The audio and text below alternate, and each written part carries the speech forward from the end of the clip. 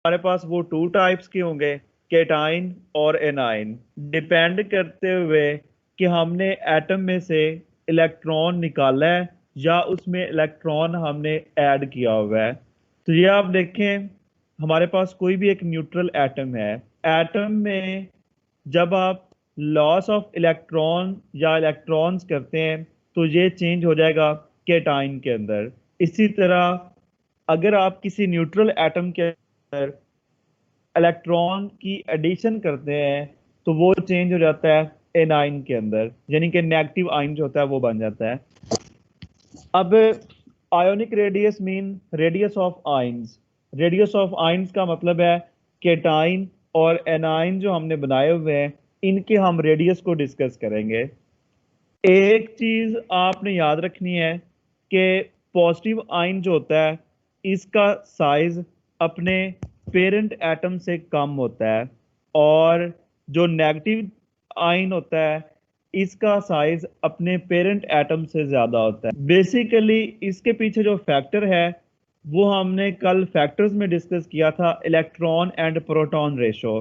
तो electron proton ratio पे depend करते हुए आयंस के जो साइज होते हैं वो न्यूट्रल एटम से डिफरेंट होते हैं। अब यहाँ पे देखा जाएगा कि क्या आयन बनते हुए इलेक्ट्रॉन्स कम हुए हैं या ज्यादा हुए हैं, या आप ये भी कह सकते हैं कि हम इसमें ये देखेंगे कि वैलेंस इलेक्ट्रॉन के ऊपर न्यूक्लियस का होल्ड जो है वो पहले से स्ट्रांग हुआ है या पहले से वीक हुआ है। अब जितना न्यूक्लियस का स्ट्रांग होल्ड होता जाएगा साइज कम होगा, इलेक्ट्रॉन न्यूक्लियस की तरफ अट्रैक्ट हो जाते हैं। और अगर न्यूक्लियस का होल्ड वीक हो जाता है तो इलेक्ट्रॉन्स जो है वो न्यूक्लियस से अवे होंगे, और हम ये कह सकते हैं कि उस आयन का साइज पेरेंट एटम से जो होता है वो ज्यादा हो जाता है। तो आपने ये चीज याद रखनी है कि cation is always smaller than its parent atom. आपके पास कोई भी पॉजिटिव अगर आयन दिया हुआ है उसका रेडियस कम होगा as compare to neutral atom के। इसी तरह anion is always larger than parent atom. Negative ions जो हमारे पास बनते हैं उनका रेडियस अपने पेरेंट एटम से ज्यादा होता है। फॉर एग्जांपल हम यहाँ पे बात करते हैं Na पॉजिटिव और सोडियम एटम की, फिर हम बात करते हैं Cl नेगेटिव और क्लोरीन एटम की। Na पॉजिटिव मतलब कि केटाइन, उसका साइज सोडियम एटम से कम होगा, और Cl नेगेटिव मीन एनाइन, उसका साइज अपने पेरेंट एटम यानी कि क्लोरीन से ज्यादा हो जाता है। तो जी हम देखते हैं, नेक्स्ट आप पेज पे देखें, ये एक इंपॉर्टेंट शॉर्ट क्वेश्चन है कि why size of cation is smaller than corresponding neutral atom. आप ना सबसे पहले ये देखें हमारे पास एक एटम था, इसमें हमने क्या किया है, रिमूवल ऑफ इलेक्ट्रॉन किया, तो एटम जो है ये चेंज हो गया केटाइन के अंदर। इसी तरह नीचे आप देख सकते हैं कि हमारे पास ए कोई एक एटम था, सोडियम कोई भी आप ले सकते हैं, ये चेंज हो गया ए पॉजिटिव में, और साथ एक इलेक्ट्रॉन हमने इसमें से रिमूव कर दिया। अब आप देखें केटाइन जब बना तो यहाँ पे क्या हुआ है, number one, number of electron decreases, number of electron आपके कम हो जाते हैं। फॉर एग्जांपल सोडियम में होते हैं 11 इलेक्ट्रॉन, Na पॉजिटिव में होते हैं 10 इलेक्ट्रॉन। तो जब आप इलेक्ट्रॉन्स का कंपैरिजन करते हैं आयन के और न्यूट्रल एटम के, तो न्यूट्रल एटम में इलेक्ट्रॉन्स ज्यादा होते हैं,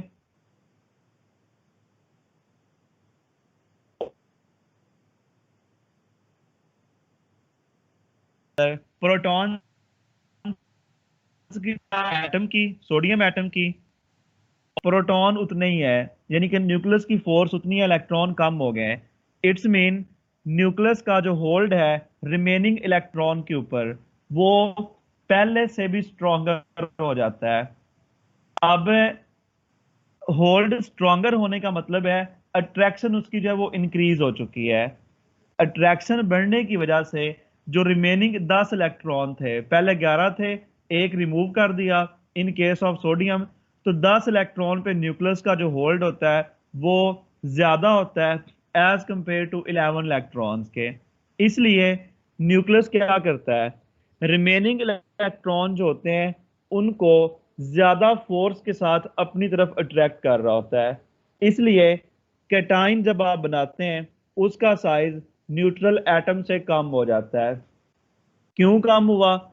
प्रोटॉन उतने ही रहे, इलेक्ट्रॉन कम हुए। कम इलेक्ट्रॉन के ऊपर सेम फोर्स जब लग रही थी तो होल्ड उसका, अट्रैक्शन उसकी जो है वो स्ट्रांगर हो जाती है। इसलिए कैटाइन का साइज जो होता है वो एनाइन के कंपैरिजन में कम हो जाता है।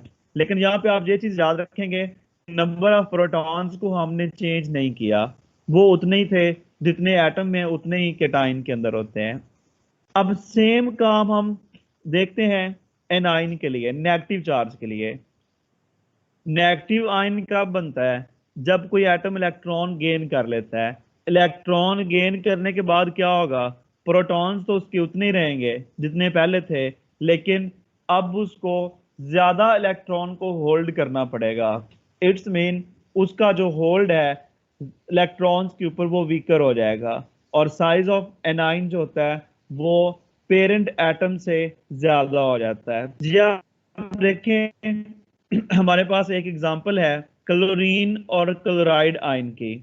आपके पास Cl था, एक इलेक्ट्रॉन गेन किया, ये चेंज हो गया Cl नेगेटिव में। अब क्लोरीन के पास न्यूट्रल जब ये एटम था, इसके पास 17 प्रोटॉन्स होते हैं, 17 ही इलेक्ट्रॉन्स होते हैं, मतलब कि बैलेंस रेशो होती है इलेक्ट्रॉन और प्रोटॉन्स की।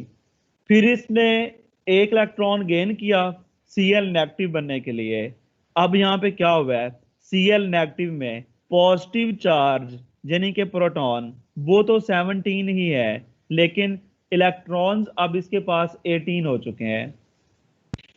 तो क्या होगा, 17 प्रोटॉन का 18 इलेक्ट्रॉन के ऊपर जो होल्ड है वो वीक हो जाएगा। इसलिए इलेक्ट्रॉन्स अब न्यूक्लियस से दूर जाते हैं।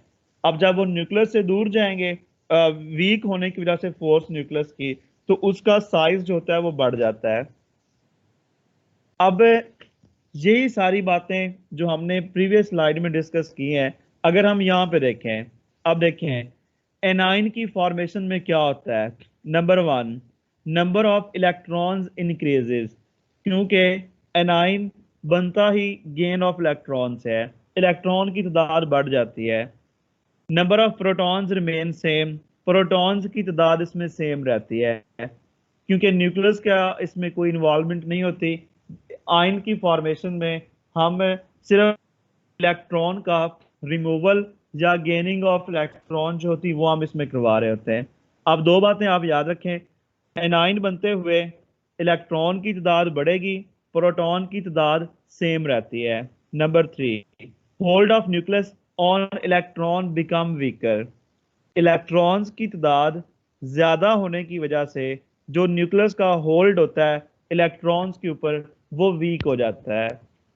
अब होल्ड वीक होने का मतलब क्या है कि न्यूक्लियस ज्यादा फोर्स के साथ इलेक्ट्रॉन्स को अट्रैक्ट नहीं कर पाएगा, उसकी अट्रैक्शन कम हो जाएगी और इलेक्ट्रॉन न्यूक्लियस से दूर हो जाएंगे।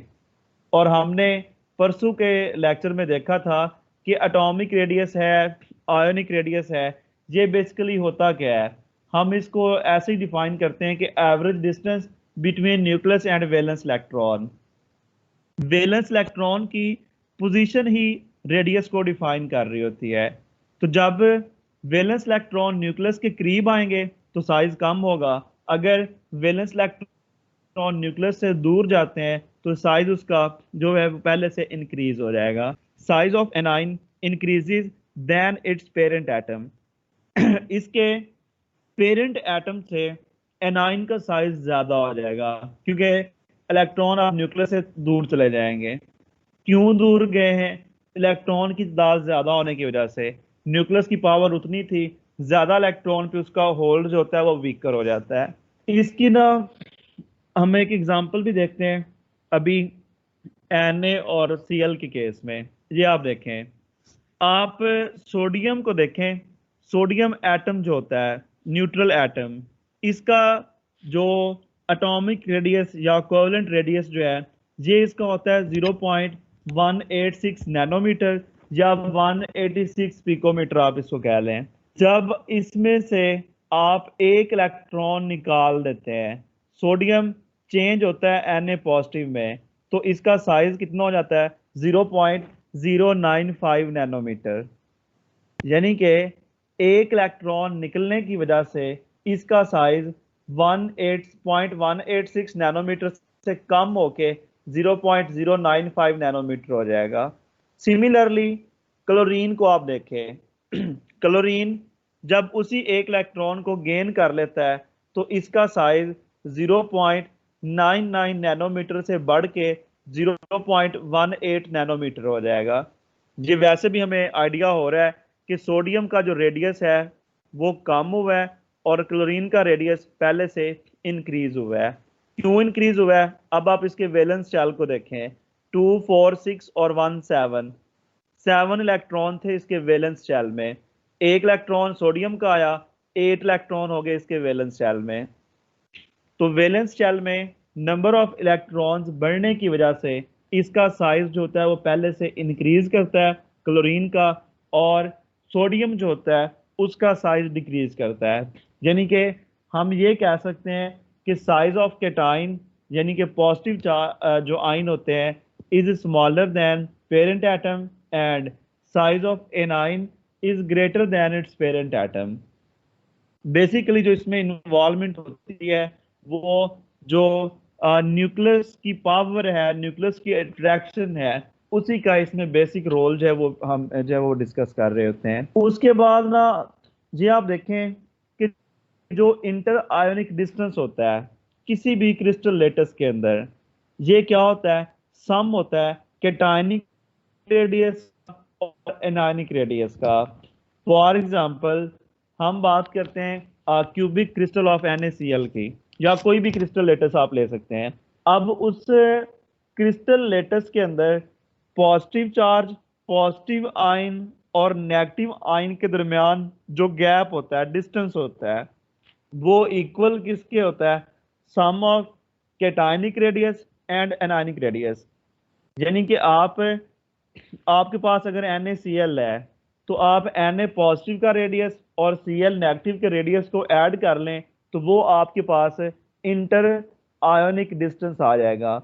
इसी तरह KCl के केस में हम K पॉजिटिव का और Cl नेगेटिव का रेडियस ऐड करेंगे तो हमारे पास KCl का इंटर आयोनिक डिस्टेंस जो होता है वो आप उससे निकाल सकते हैं।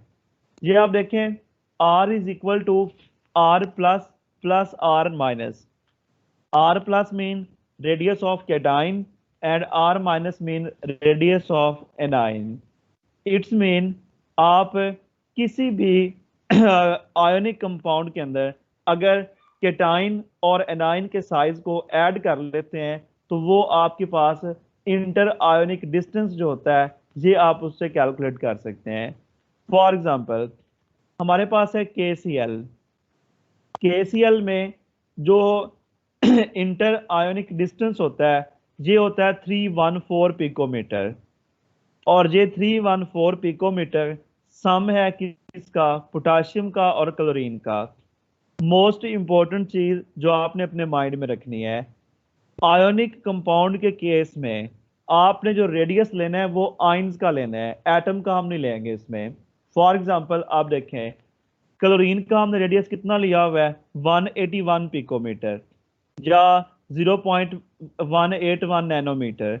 ये कौन सा होता है? Cl नेगेटिव का। Cl एटम का हम यहाँ पे नहीं लेंगे।